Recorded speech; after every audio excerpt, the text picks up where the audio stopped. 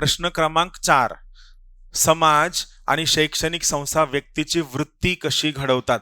Straight forward प्रश्न आहे. मला माहिती आहे तुम्हाला वाटतं स्ट्रेट फॉरवर्ड आहे. स्ट्रेट फॉरवर्डला लोकांना ॲव्हरेज मार्क्स येतात, कारण त्यांची उत्तरं सुद्धा ॲव्हरेज असतात. क्रिकेट खेळताना तुम्ही ऑब्झर्व केले, तुम्ही चांगला क्रिकेटपटू हा कधी अवघड बॉलर आउट होत नाही, साध्या सोप्या बॉलर आउट होतो. So this is the reason. प्रश्न जेवढा स्ट्रेट वाटतो तेवढं तुमचं उत्तर चुकायला सुरू होतं. वृत्ती लोकस आहे आणि फोकस काय आहे? समाज आणि शैक्षणिक संस्थांचा या वृत्तीवरील प्रभाव हा फोकस आहे. आपल्याला जनरल वृत्तीबद्दल नाही लिहायचं. कशाबद्दल लिहायचं आहे? समाज आणि शैक्षणिक संस्था वृत्ती कशी घडवतात. बरं, महत्वाची गोष्ट, इंट्रोडक्शन मध्ये काय लिहाल? मला इंट्रोडक्शन मध्ये तुम्ही काय लिहाल हे हवंय. तुमचं उत्तर परफेक्ट आहे, म्हणजे तुम्ही शब्द जरी जास्त गेले तरी जी अंडरस्टँडिंग तुम्ही दाखवली आणि जी भाषा वापरली ही फायद्याची आहे. मला काय हवंय? मला हे हवंय की तुम्ही त्यामध्ये काय लिहाल, व्हॉट यू विल राईट. हो, परफेक्ट आहे. म्हणजे वाल्या कोळीचा वाल्मिकी ऋषी झाला, हे पण उदाहरण तुम्ही टाकू शकता.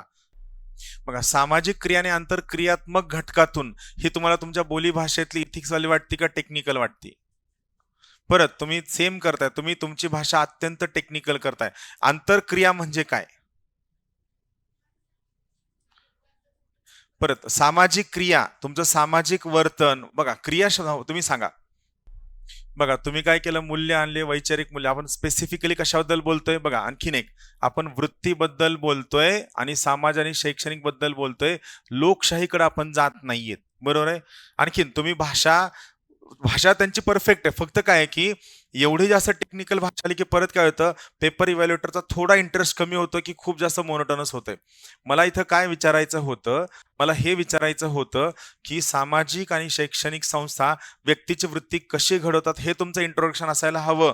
की आता लक्ष ना, की व्यक्तीची वृत्ती घडवताना समाज आणि शिक्षण संस्थेचीच भूमिका का महत्वाची आहे हे महत्वाचं आहे.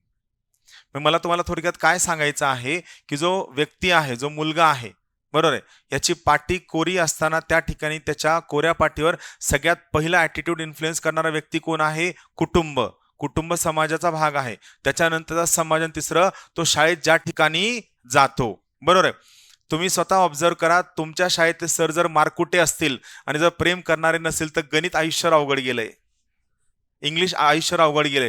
पण हे ज्या वर्गांमध्ये गणित शिकवणारी लोक, ही सगळी लोक प्रेमळ, त्या सगळ्या वर्गांना गणित सोपी गेलेली आहेत. शिक्षणाबद्दलची गोडी आहे. आपल्याला ज्या सेकंदाला वाटतं की बाई तोंड बघून मार्क्स देतात, त्याच्यानंतर शाळेत जायची इच्छा संपून जाते.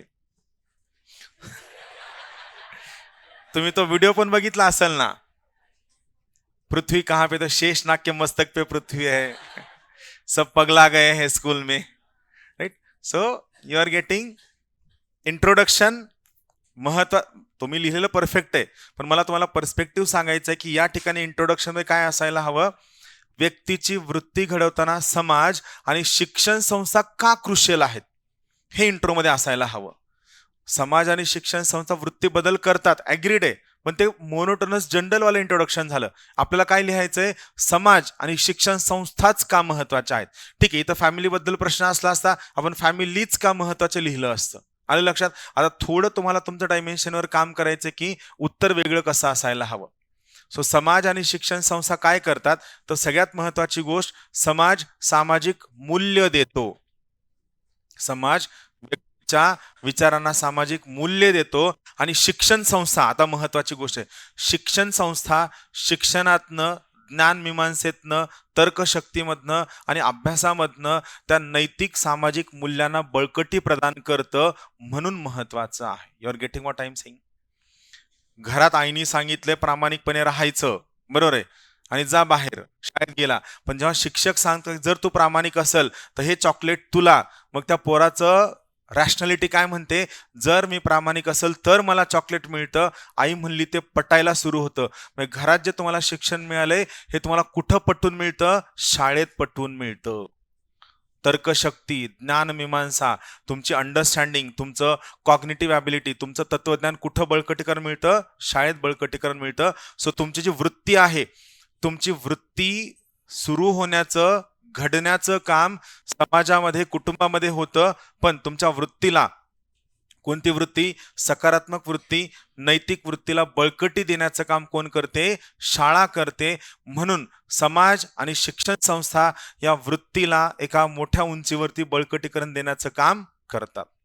हेच तुम्हाला तुमच्या भाषेमध्ये मांडायचं आहे. मग त्यांनी जे कर्मवीर भाऊराव पाटलांचं उदाहरण दिलंय, वाल्या कोळीचं उदाहरण आहे, तुम्ही ही सगळी उदाहरणं त्या ठिकाणी मांडू शकता. फक्त लक्षात घ्या, तुम्हाला प्रश्न आला की स्ट्रेट फॉरवर्ड न लिहिता ते का महत्वाचं आहे. आता यासाठी मग जे आपण इथिक्स शिकताना पुन्हा पुन्हा शिकलोय, त्या ठिकाणी शिकवताना मी तुम्हाला खूपदा सांगितलंय की हे जे तुम्हाला शिकवतंय याच्यावर तुम्हाला डिरेक्टली प्रश्न विचारला जाणार नाही, पण जे तुम्ही शिकताय हे मात्र तुम्हाला उत्तरात आणता यायला हवं. बरोबर आहे. तर्कशक्ती असेल, ज्ञानमीमांसा असेल, तुमची आकलन क्षमता असेल, प्रश्न सॉक्रेटिस आपण लर्न केलाय का थोडाफार? सॉक्रेटिसने तुम्हाला काय शिकवलं? प्रश्न विचारायला शिकवलं. तुम्ही बघा, तुमच्या वर्गामध्ये कोणताही शिक्षक प्रश्न विचारू देत नव्हता, आणि जर चुकून तुम्ही शिक्षकाची चूक दाखवली तर शिक्षक त्यानंतर चल तू सांग, लय शहाणा झाला, सांग. मग काय होतं, आपण हेच, अरे हा माझं चुकलं राव, गणेशनं खूप छान सांगितलं वा, त्यासाठी टाळ्या वाजवा, इनिशिएटिव्ह मिळतो ना. माणसाला कळतं समोरच्याची चूक दाखवण्यापेक्षा ते चुकलंय हे दाखवणं जास्त महत्वाचं आहे. मी समोरच्याची चूक नाही दाखवली, मी काय चुकलंय हे दाखवलं. हे शाळा तुमच्या काय करतं? वृत्तीला बळकटी देतं. ही अंडरस्टँडिंग आहे. बाकी प्रश्न सरळ, सिंपल, स्ट्रेट फॉरवर्ड आहे. समाज आणि शैक्षणिक संस्था व्यक्तीची वृत्ती कशी घडवतात? फक्त या ठिकाणी समाज आणि शैक्षणिक संस्था वृत्ती घडवताना कशी घडवतात, म्हणजे समाजातील कोणते घटक वृत्ती घडवतात, शिक्षण संस्थातील कोणते घटक वृत्ती घडवतात. म्हणजे बघा, यातले काही कॉम्पोनेंट तुमच्या वृत्तीला कसं इन्फ्लुएन्स करतात, आणि मग याचा आपल्याला काय सकारात्मक परिणाम मिळतो. जोपर्यंत परिणाम विचारला नाहीये, तोपर्यंत, विचारलं जरी नसला परिणाम, तरी जोपर्यंत तुम्ही परिणाम लिहित नाही तोपर्यंत तुमच्या उत्तराचं विश्लेषण पूर्ण होत नाही. कळलं प्रश्नाचं उत्तर? नेक्स्ट वाला बघा, काही ठिकाणी उत्तर सरळ सरळ आहे. फक्त उत्तर जर सरळ असेल तर मगाशी मी तुम्हाला म्हणलं ना की उत्तर सरळ आलं की आपण काय करतो? उत्तर रॅन्डमली जनरल लिहितो, मग आपल्याला स्कोर येत नाही. उत्तर जर सरळ दिसतं तर तुम्हाला हे लक्षात घ्यायचं की इंट्रोडक्शन मध्ये काहीतरी वेगळं मांडायचं आहे, जेणेकरून आपल्याला स्कोर यायला हवा.